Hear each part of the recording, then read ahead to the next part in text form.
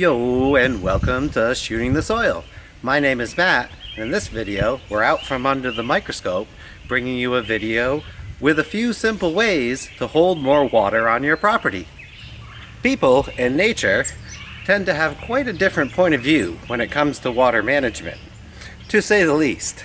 So in this video, we're going to show you a few ways to mimic nature to hold a bit more water instead of just letting it run off your land.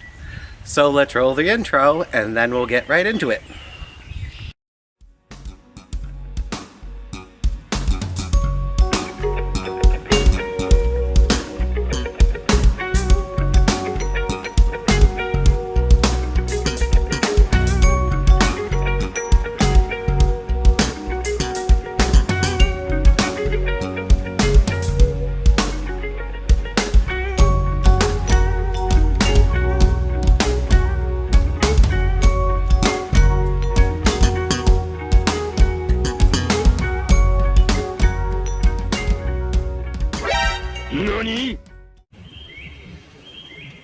Nature has all sorts of ways which it slows water and holds more on the land.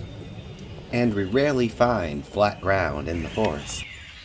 For instance, this fallen tree has created a natural swale. So, to mimic that in our garden, we can just dig little trenches like you see here and use our raised beds as the rest of the swale. These trenches can then be filled with sticks and topped off with wood chips that will soak up all the water. Also, so we don't have a hole that we can fall into.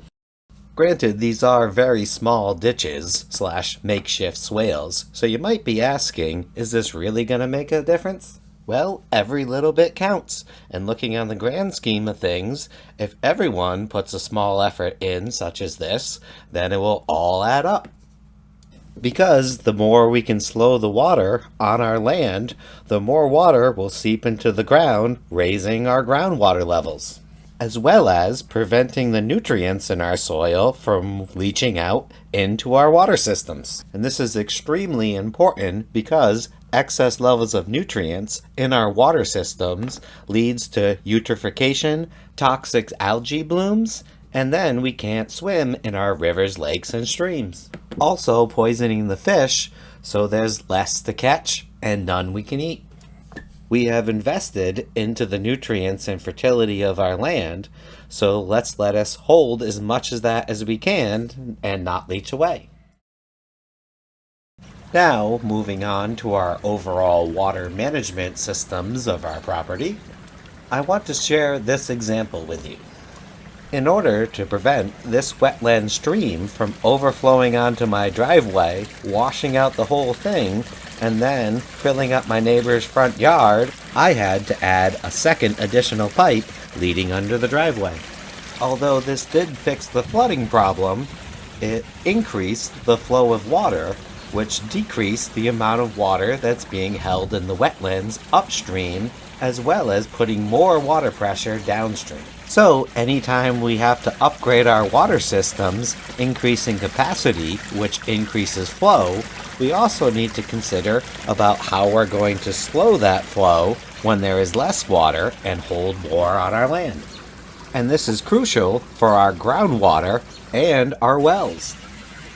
So the rock you see there creating the small waterfall is what I added in to slow the water and create a natural spillway. Granted, this is right after a rain, there is very high flow, and this rock has dropped about 3 to 4 inches from erosion.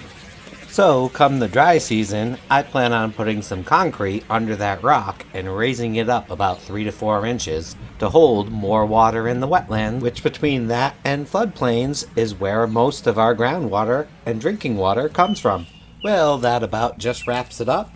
There's a lot that I didn't get to cover in this video, so please post any additional thoughts in the comments. Hit that like and subscribe if you would be so kind, and we'll catch you on the flip side with some microscopy from under the soil in the next video.